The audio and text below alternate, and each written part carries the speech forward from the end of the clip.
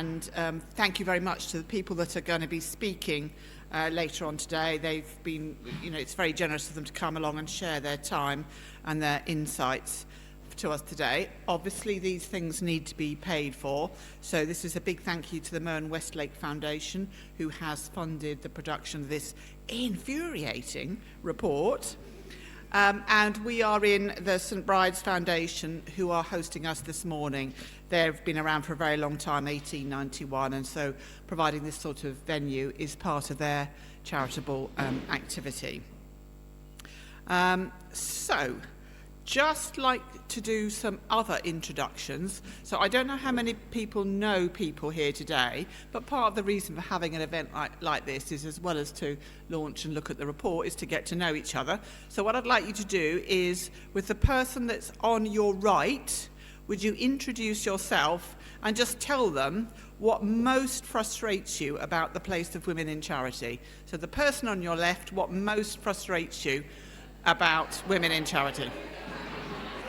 And can you do the same thing, but with the person on your right, but this time tell them how the treatment of women in the sector has impacted you personally. So introduce yourself to the person on the other side and tell each other how the treatment of women in the sector has personally impacted you.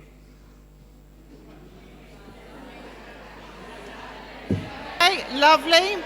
I think everybody has got their vocal cords well warmed up and got their brains in gear. So I just wanted you to have that chance just to warm yourselves up so that we can get on with the sessions. So we've got some really interesting topics, chance for you to ask questions and talk to each other. But first of all, I'd like to introduce our first speaker, Nicole Sykes, who is the Director of Policy and Communications at Pro Bono Economics, who's going to take you through the report. Nicola.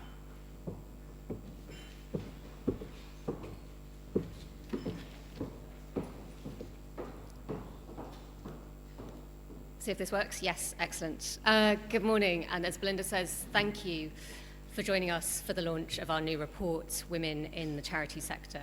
And I would like to start actually by adding a thank you to Belinda's. As you would expect with all pro bono economic reports, the backbone of this report is its data. You will find lots of numbers, lots of figures, lots of charts. But if that's the case, then some incredible testimony from a number of women form the report's heart and its brain. One of the absolute privileges for me and joys of working in research and policy is getting to spend time talking to brilliant people and learning from them and their experiences. About 24 brilliant women sat down with myself and my colleague Daisy over the report's production to share their stories, their journeys, their thoughts, and help to shape their report. The report that you have on your tables is full of their words, not just ours, and it's really enriched by that. So thank you to those women who contributed. Now, I'm going to provide a quick run-through of the findings of the report, and I will start where many of the women we spoke to started, which is why bother talking about this at all. There were a lot of reasons, but I'm going to give you two. The first is who the charity sector is for. At Pro Bono Economics, you are probably bored by the number of times that we talk about how important and the critical role the charity sector plays. But today it's quite nice to talk about how it's particularly important for women. Let's look at just one aspect of the charity sector, and that is support for people in poverty. Women are more likely to be in poverty. They're more likely to be an unpaid carer. They're more likely to be a single parent. They're more likely to have disabilities, long-term health conditions. They're more likely to rely on social security as the major part of their income. And so they're more likely to turn to charities for support. What you have on the screen is just one example of that. Data from Citizens Advice that looks at the number of referrals that they make by gender to other forms of charitable support. You see that almost 2/3 of the referrals that they make are in the light blue, and that's women.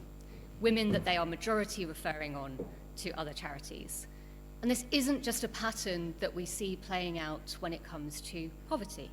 It plays out across much of the charity sector. Women are more likely to do the childcare, and so we are more likely to rely on charitably run youth clubs and children's organisations. 1 in 5 women struggle with their mental health compared with 1 in 8 men. And women are correspondingly more likely to use mental health charities. And that's before we get to the almost 10,000 charities which exist with some specific support for women, whether that's the 2,000 Women's Institute type organizations, the 2,000 Girl Guiding type organizations, the 500 maternity charities, or the 600 domestic abuse charities.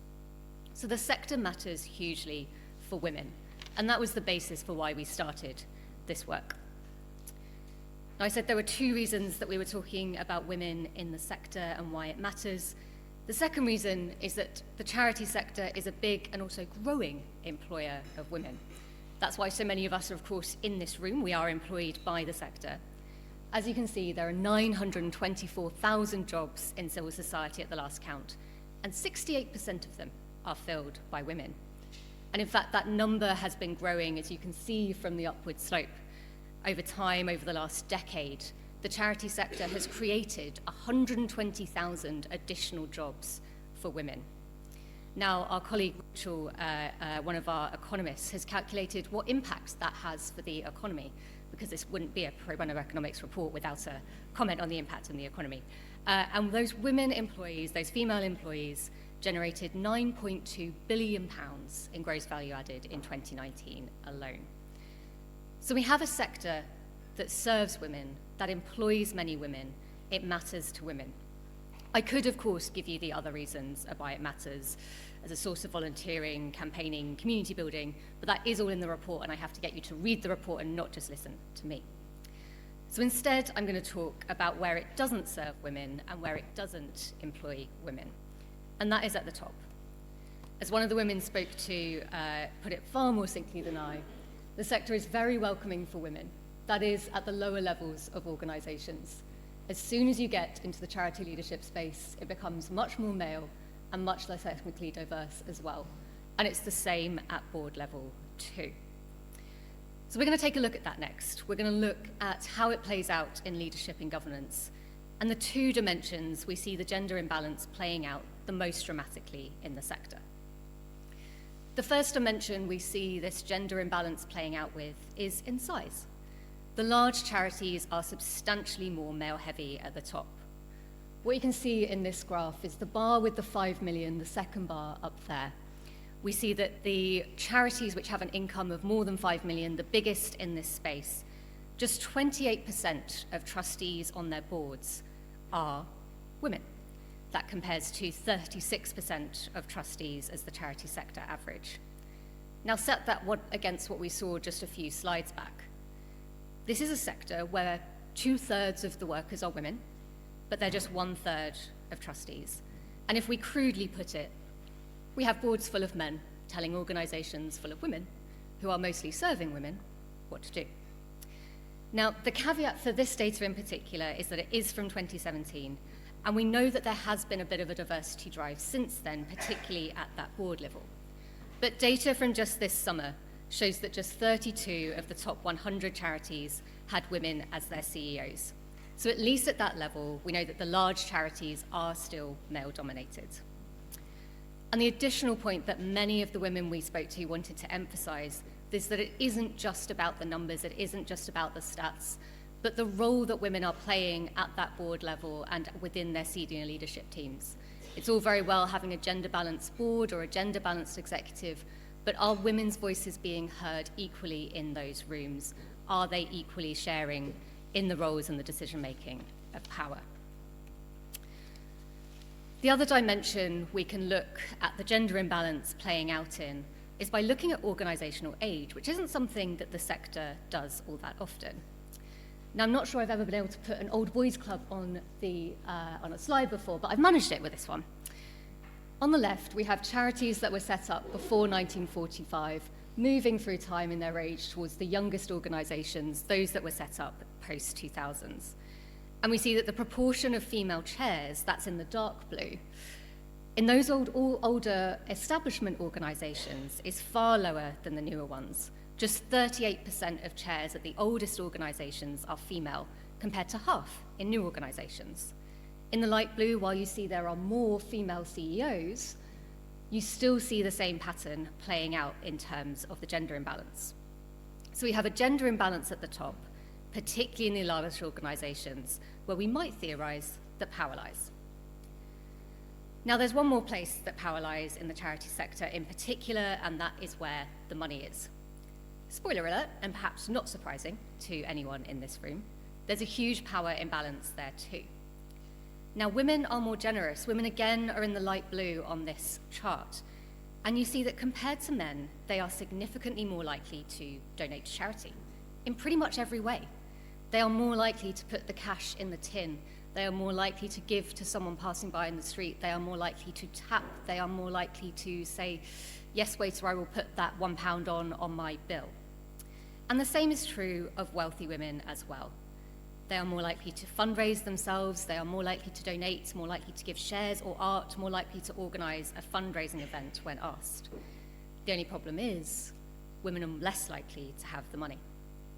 We are paid less, own fewer businesses, we have smaller pensions, we have fewer savings, we have fewer investments. When you look at the ultra high net worth individual group, the people who have assets of more than 30 million, women just make up just 10.8% of them worldwide. And so wealthy women have less to give. Average donations are smaller, and there are fewer major female philanthropists. We took a look at the giving list that came out last year, looking at the top 100 philanthropists in the UK, and just 7 women were in there independently in their own right, compared to 69 independent men. But why does this matter? We're here because this gender imbalance has consequences. It's not just charts, there are consequences. And because we want to reduce those consequences. In our report, we've identified 4 of those. But really, I want to emphasize, before I get into those 4, that each of these consequences are felt most keenly by women of color, women with disabilities, LGBT women, and other women in the sector who face systemic forms of disempowerment. And I'd really urge you to read the sections of the report where we discuss this and where you can hear those women's own voices. So the consequences. The first is that inevitably misogyny, sexism, gender bias, the impacts of patriarchy are alive and well in the charity sector. Now, what do I mean by that? I mean that you might be employed in a sector that is a positive place for women as workers in many, many ways, but that sector still exists in a society. Women are still dealing with most of the care. They are still growing up in an environment in which they often have lower confidence. And of course, we bring that into the sector, and men bring their stereotypes into the sector too. And so I mean, like anywhere, women in the charity sector are spoken over. They are assumed to be the note taker.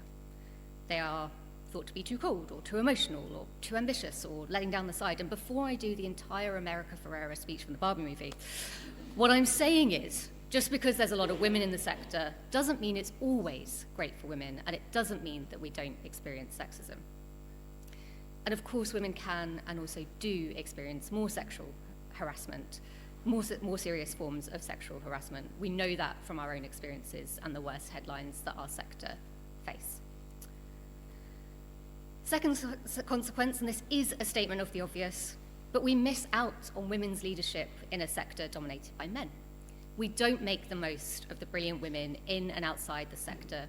That's a waste of potential, it's inefficient, it means we're not as diverse and as innovative as we could be, and it definitely means that our leadership fails to look like the people that we serve.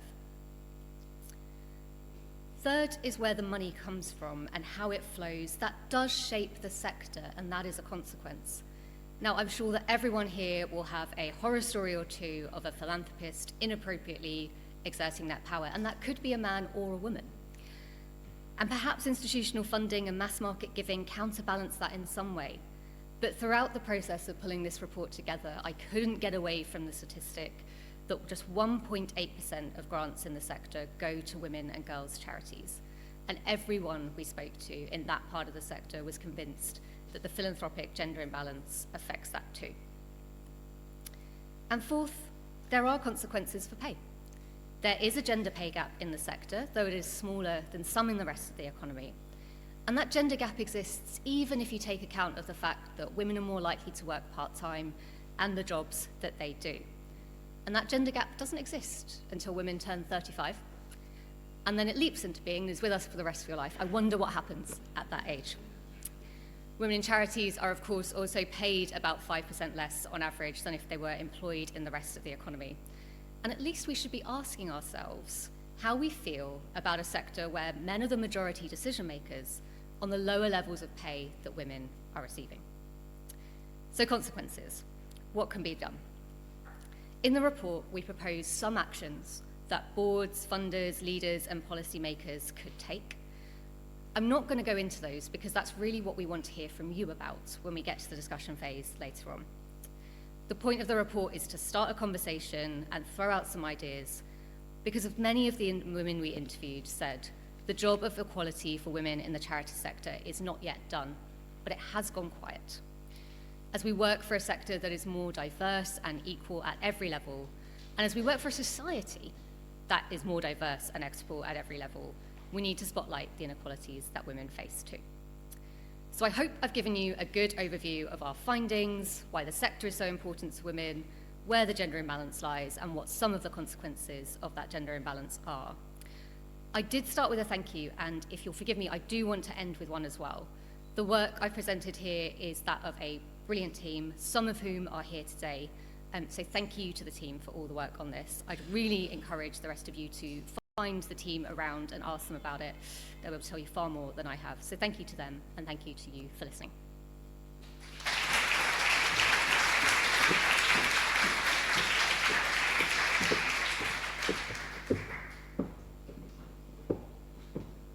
Thanks, Nicole and the team. So that's probably whetted your appetite. And now I'd like to welcome Vicky Pryce to the stage, who is going to chair a panel discussion.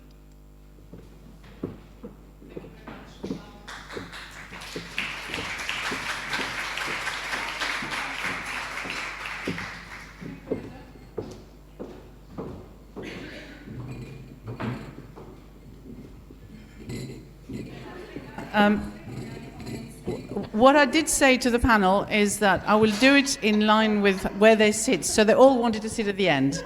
So, but somehow or other we managed it. So I'm afraid you're first. We only have half an hour, which is an extraordinary thing to have to do after such an important report, which Nicole explained so well. Really brilliant work that has been done. Just to say, I'm Vicky Pryce. I'm an economist. I've been a patron of Pro Bono Economics for ages. In fact, I was there right at the very beginning. And in fact, when I moved from the government to the private sector, where I work for FTI Consulting, we did the very first report for Tomorrow's People as part of FTI contributing to the Pro Bono Economics work. So I'm delighted that it's still here and doing fantastic work, and that all of you are supporting it. I'm also a patron of another women's charity called Working Chance, and also a trustee for Women in Prison. So women-faced charities, very much what I've been involved in recently. But I'm delighted to have an amazing panel here with me. They have a number of questions that have been given to them, but really, frankly, after we've heard the report, so I leave it to you to pick the ones that really matter, but I'll introduce them the way that they have sat. First of all is Nana Otu-Oyote, who is Executive Director of Forward UK. Then we have Rebecca Gill, Chief Executive of ROSA, the UK Fund for Women and Girls. Then Dr. Iram Sattar, Co-Chair of Trustees at the Muslim Women's Network UK, and Joanne Robertson, Chair of Trustees, Young Women's Trust. So as I said, we have just half an hour. So far, they've kept to time, which is extraordinary. I was hoping that we might have a little bit longer, but we have to really do our best. So over to you, Nana. Thank you very much, Vicky, and thanks so much for Nicole. That report was just like they actually spoke to my organization. I'm really going to talk about the charities, how charities play an important role in supporting women. And I think what seems to be missing is the extent of the support. When we talk about support, what does support really mean? Last week I was doing an interview, and a young woman who had just started as a project officer, was the only one in the office. A call came and she picked it up. She was on the call for 1 hour, 30 minutes. That's the type of support. This girl just came in and just was thrown at this deep end, because that person at that end had no choice but to call and offload. That's the kind of work we're doing daily. So when we talk about support, we really just don't, tread on what support. It could be anything. It could be helping somebody to write a report, somebody to look for a house, somebody to be referred. Counseling is like those basic things that we provide. So for me, when we're talking about support, women at this stage with economic crisis and all the challenges that women are facing have nowhere else to turn to but the charity sector. I don't really think we are charity. We are the third sector, and we are delivering the public services that the government should deliver. So clearly for us, our work is so vital to women, particularly because women who are marginalized, women who are vulnerable, women who have been affected by policies of the government that are so harsh. A lot of these women have nowhere else to go, but particularly to the buy and force services that women like us provide. And so they come to us because we provide appropriate care, we have the language that they can understand, we actually empower and enable and facilitate the process. But we also create a safe space for women to talk, a safe space for women to feel trusted and to really seek the help. A lot of the times the women who come to us have complex, interlinked and intersecting and really, really diverse needs. And very often one person can't even deal with the needs. You have to work with others. And these are the big charities or the big housing corporations, etc., who don't understand the women's needs. For them, it's like, okay, she should come tomorrow. Or, okay, the person isn't around. And this person, sometimes you have to work with her between maybe 3 to 6 months. And when we come to pay, I'm really glad, Nicole, you talked about pay. Our pay is so much lower than any other sector. So what we do, and we do find, is you're paying for supporting, giving skills to people who then are poached by the big guns. And so we do have a problem of even recruiting. And then support not only impacts on women, but it also impacts on us. So that young girl that had to listen to the call for 1.5 hours, I had to follow up to support her, I had to call her when she went home, I had to refer her to a counselor. So vicarious trauma also impacts adversely on us. So the sector is really crumbling, and yet we are the people who are supposed to be helping. We are the people that women are turning to. And I think within 5 years, the sector is really going to drown. And that is the seriousness of the case. Thank you. Thank you very much.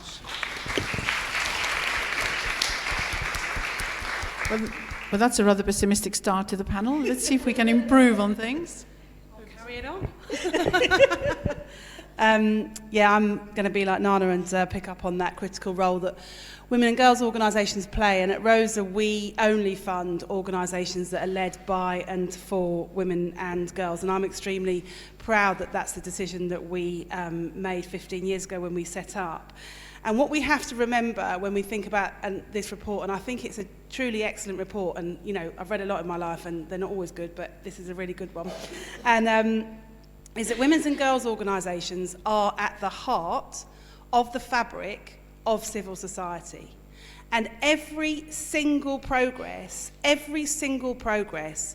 women's and girls' lives that has been made in the last 200 years in this country has been made by women working collectively to make that change. There is not a single, I'll put my money on it, gender-neutral or male-led charity that has fought for the change, stewarded the change, championed the change, and led the change that women have systematically benefited from in every aspect of women and girls' lives. And we must remember that when we're understanding why women and girls' organisations are so important to our country and actually globally, because we fight for the change and we steward the change. And what we found at Rosa And what we know at Rosa is that the women and girls sector is undervalued, underfunded, and the work that we do is invisible. It completely reflects individual women and girls' experiences across their lives from cradle to grave. And this report is really important because it adds the numbers and the data and the evidence to the thing that so many of us already know. And our most recent report, and I'm glad that Nicole made reference to it, showed that the women and girls sector makes up 3.5% of the charitable sector, but we only receive 1.8% of charitable funding. That is absolutely criminal. And what we are asked to do, what organisations that Rosa funds are asked to do day in, day out, and Nana's given us a really good indication, that is happening up and down the country every single day. Where we have organisations and we fund organisations where they've got somebody, a part-time project worker, who is trying to support a woman. She's probably working 35 hours a week for 17 hours of pay. She'll have some 4-month contract from a local authority. That contract will run out. She gets let go, and 2 months later, the local authority says, oh, yeah, by the way, we found some more money and you can have it. So that charity then has to recruit somebody. It is an impossible situation, and yet the state and society is so dependent on the work of these organisations. And I think so I am delighted to be here, and I'm going to be optimistic, because I think that we need to keep making the case, not only for the value of the women and girls sector, but also that the diversity, that we have a better society when we value the work and the voices of women and girls. And we have a better society when we value the work that women and girls organisations, and we need that diversity of thinking. The recent COVID inquiry has shown us exactly what happens when you don't have diversity of thinking across all levels of society, all levels of organisation, all levels of decision making. That's why the women and girls sector is so critical.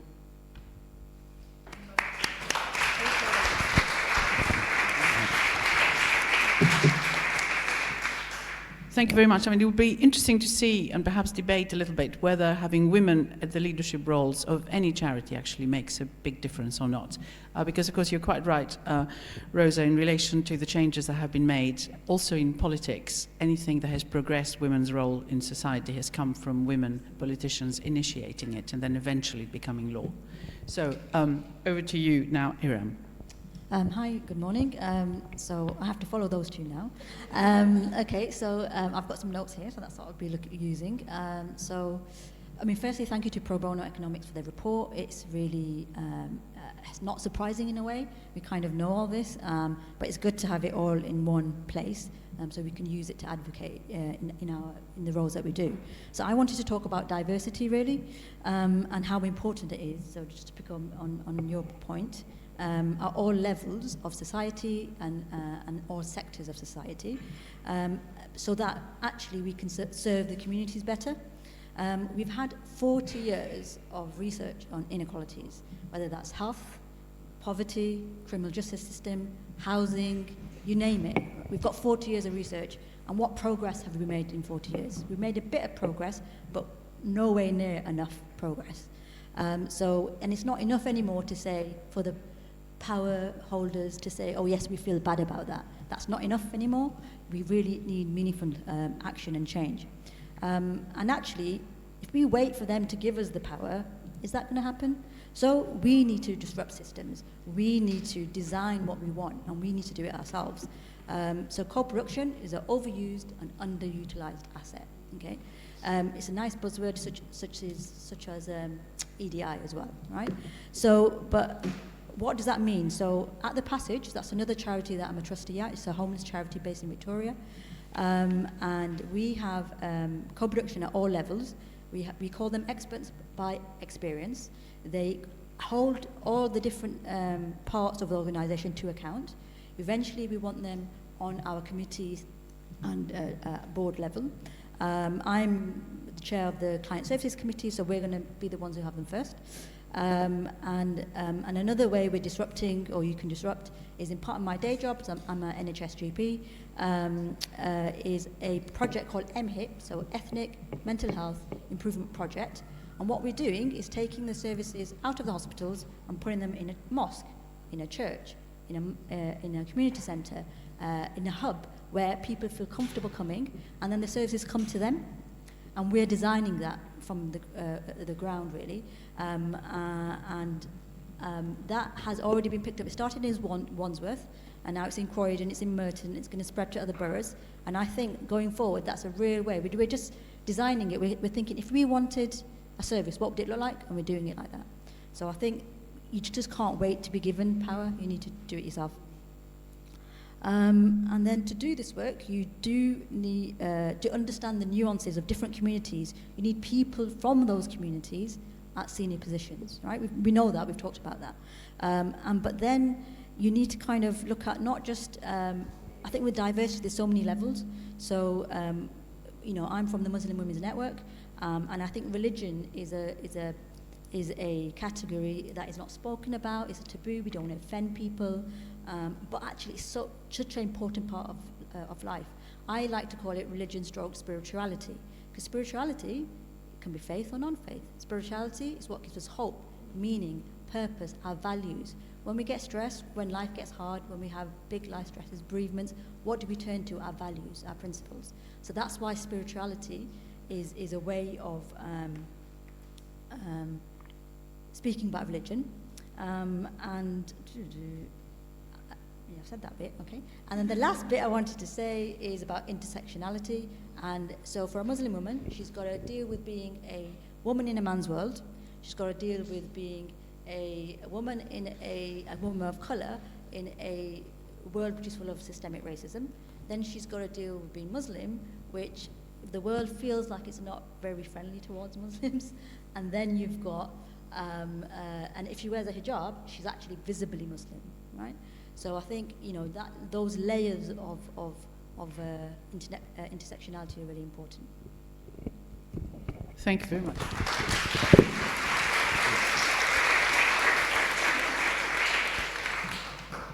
And Rose, over to you. Thank you. I think it's depressing, the report, in all honesty, and it's depressing that we're I have no idea. I have no idea what I said. I meant to say Joanne. That's all right. Don't worry. And I think it's also depressing that we sit here saying we're not surprised. And I think in part that's because many of us have grown up with this notion that women can have it all, but the reality is we can only have it all if we do it all. There has been no systemic change in the role of women in society. So you can be a CEO as long as you're still the main carer. You can be a chair of a board as long as you're still looking after the household and your partner and organising everything that goes with the life that you're building together.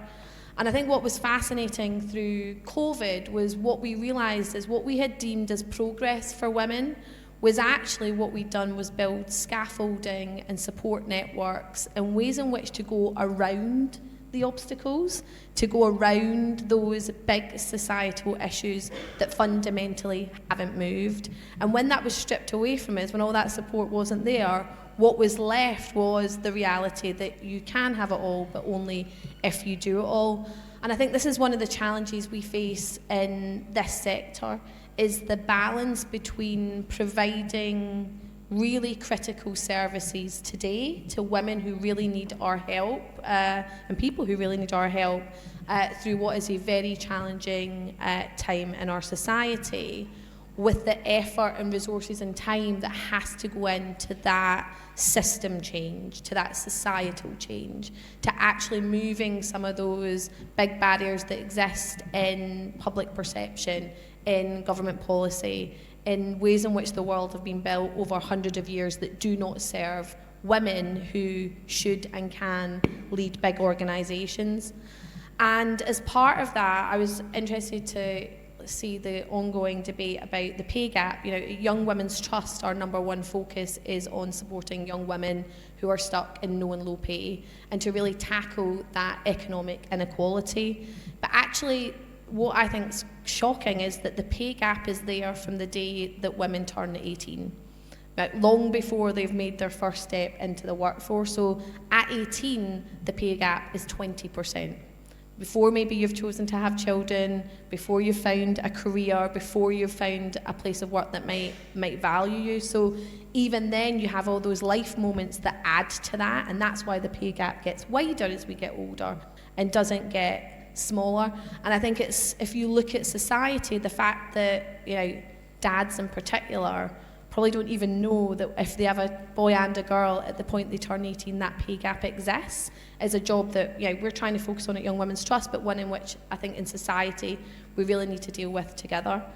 And I think part of that is about the role of men in driving change. So I sit in a lot of, actually my day job is also an industry dominated by women but led by mostly men. Same as the charity sector that I play a big role in.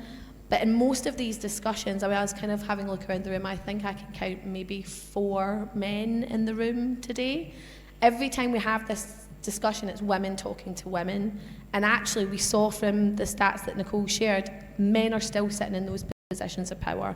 So I think we need to drag men into these conversations and hold them accountable for driving the change that we all need to see. And then the final thing I'd say is, as someone who was kind of new to the charity sector when I became chair of Young Women's Trust, one of the things that I've found surprising, maybe a bit shocking, is how fragmented the women's sector is. You know, there's lots, hundreds upon hundreds of brilliant women and girls charities, but there's very little partnership and integration. And I think the power of the female and the women's movement's voice would be so much stronger, and we might drive progress so much faster if there was more partnership, if there was more collaboration, if there was more kind of coming together and agreeing what are those big societal changes we need to see. Thank you very much, Joanne.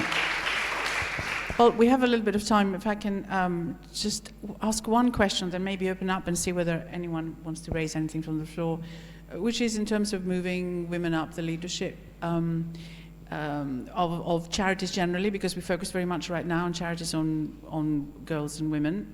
What about more widely? It does not mean, of course, that women at the top necessarily make the right decisions.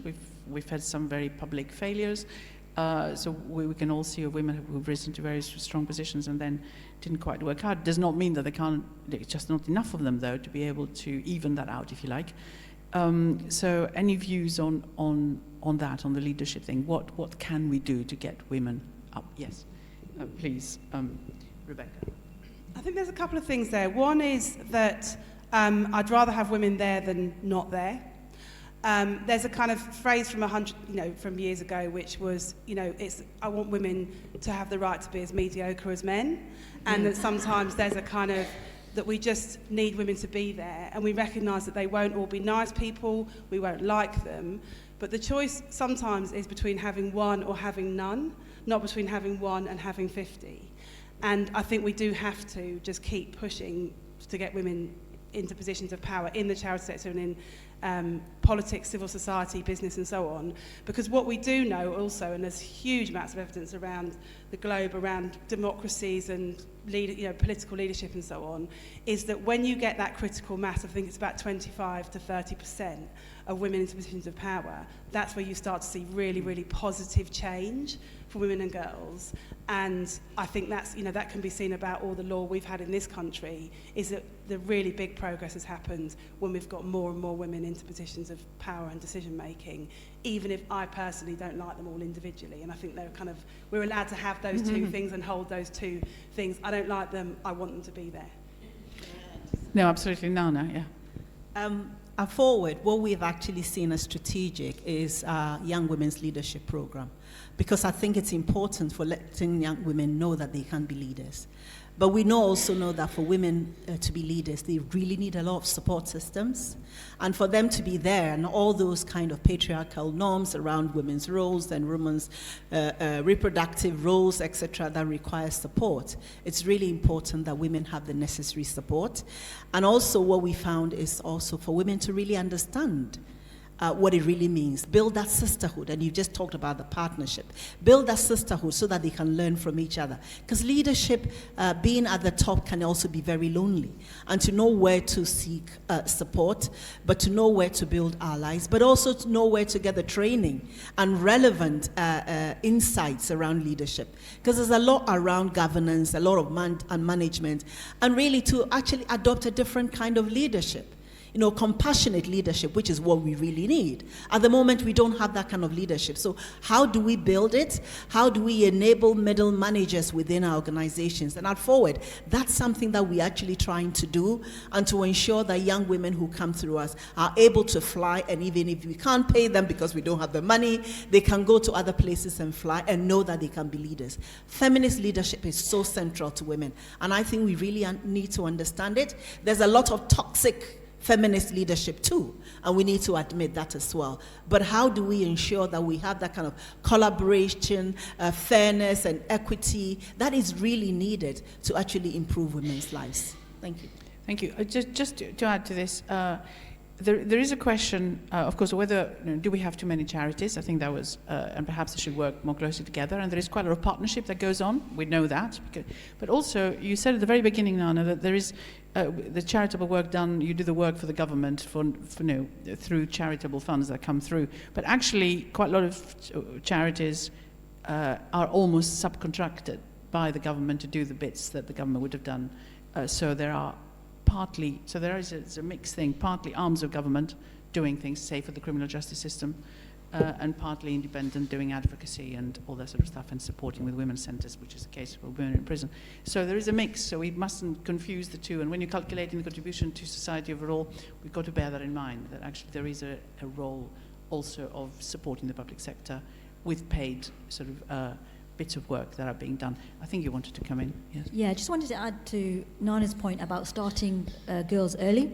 And so, for example, at our Muslim Women's Network Strategy Away Days, we had the daughter, who was a teenager, late teens, attend the 2-day away day, and I think she found that really empowering.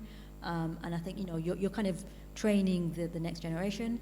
Then we've got another daughter, they're all daughters, but still, who went on a board training program, and then at Muslim Women's Network we want to get a young person on the board, and then we train them. We know they're not ready yet, but so I think starting people girls early, I think is really a good way as well. Thank you. Is there anything from the floor at all? Yes, please.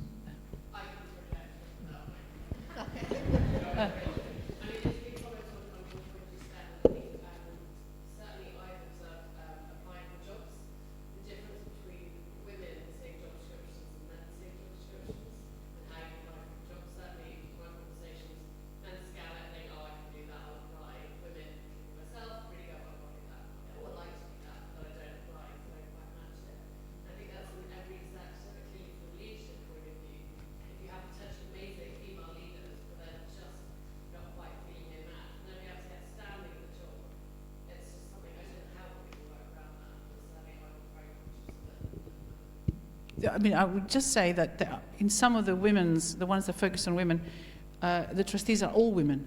So that problem doesn't arise. But there is a question mark: should there be all women? Because you mentioned earlier the issue of diversity, and there's a big debate in some of those boards right now. Yes, do you want to come? I think that's a really good point, and I see that across women I work with, across both organisations I'm in. I think there needs to be a shift from the whole idea of like coaching and mentorship to sponsorship. So making it a KPI, a key, role of a leader to sponsor women into senior leadership positions. So it's less about developing their skills, building their confidence, and more about helping them to identify the next step in their career and pushing them to go for it, even if they're only 80% ready. Because I love that. I've written that down. I'm going to use that more often. Women have the right to be as mediocre as men. And that's exactly why, because a man who isn't equipped for the job will go for it, and good on him, and a woman won't. So I think the role of those of us who've got into senior leadership positions, both men and women, is to sponsor that next generation and push them through. Yes. Point out that I thought there were some really powerful quotes in the report, and there's one on page 30 about a woman talking about having had a breakdown, and that she felt great shame about that, and that she felt that that she hadn't really known how to ask for the support. And I think that's about how we enable women to get the jobs they want to go for, and how we support them in that, as Nana said. And then there was another really powerful comment about, she thought that women got into leadership by accident and men got into leadership by choice. And it's like, okay, I'll do it because no other sod's going to do it. And that actually it's that kind of by accident piece where we end up not really valuing what women have done because they haven't kind of ambitiously put themselves forward and set out their 5-year plan and stuck it on the wall so everyone can see it. They've just like, I'm here, so I might as well pick up all the pieces. And it's like recognising how women get there, so that when we support them and champion them and allow women to have those ambitions, it's very real about recognising their talents, not just thanks very much, you were the last person standing. Well, I mean, this is always the problem. I mean, we see a number of women who get there by accident because no one else wants the job, and then of course they're bound to fail, because the reason why the others haven't gone is because it's such a difficult job, and she's left holding the pieces, which is a terrible thing. One more question, perhaps, before we close. Yes, please. This is a very active table over there. So.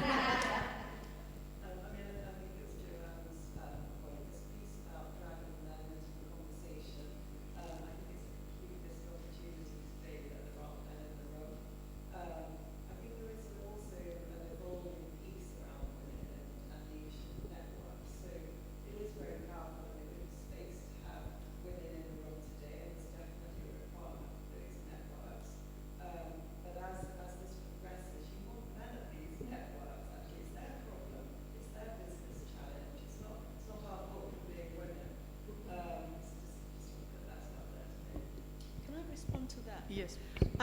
Thank you very much for talking about men. And I think what's been happening also is that with the women's sector, our feminist approach often means that we don't bring in men.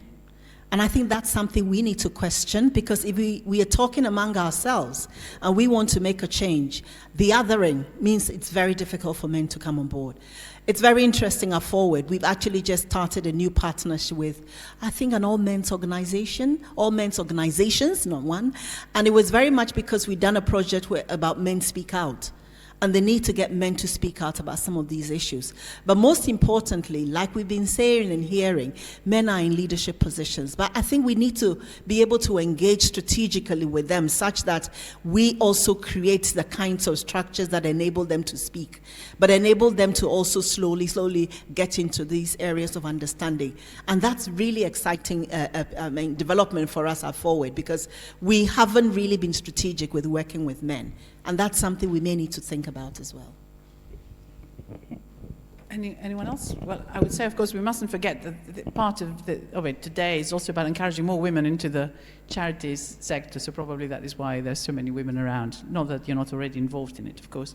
But I think I do agree diversity is important in this area just as much as in everything else we do. Yeah, and I'd do a slight challenge, actually, that I think sometimes when women come together, particularly in kind of professional environments, we can feel ashamed that, like, oh my God, there's no men in the room. People might think that we hate men. Actually, there's a real power in being with women and talking about these issues. And I'm sure all of you live a life where you come across men. And I would challenge all of you. There are some in the room, by the way. They're okay, they're grown-ups, we're grown-ups. And that actually speak to 5 of them about this report. And if all of us speak to 5 men about this report, we're sharing that knowledge. And so I say we should feel proud about women coming together and and being leaders in what we do. And we should also take it upon ourselves to talk about this in every opportunity that we can, without shame, and with pride, actually, that we know things and people should listen to us. So I urge you all to go and speak to 5 men. So, Belinda, you either want to ask a question or tell me to bring this to a halt. So, okay, I'll bring this to a halt. Thank you to my wonderful panel and for the questions. And we're moving, I think, to refreshments now.